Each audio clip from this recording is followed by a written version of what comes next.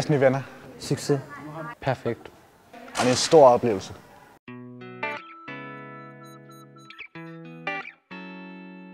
Hvor jeg ser, at de har talent i meget, hvad de kommer til at lave i fremtiden, så vil de have talent, fordi når de brænder for noget, så er de gode.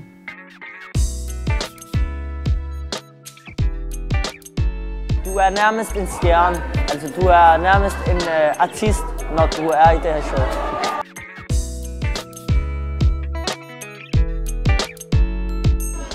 Drømmeland.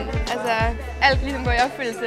Der er ikke rigtig nogen grænser for, hvad man kan lave, og ja, det er helt fantastisk, synes jeg.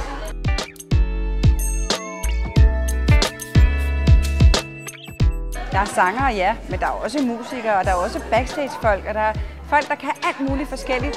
Så de talenter, de nu har haft, er blevet fremelsket.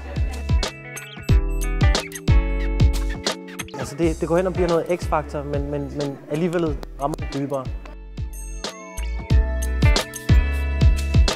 Kunne gå rundt og style mennesker og give dem make-up på at stå foran et publikum. Altså hvem drømmer ikke om det?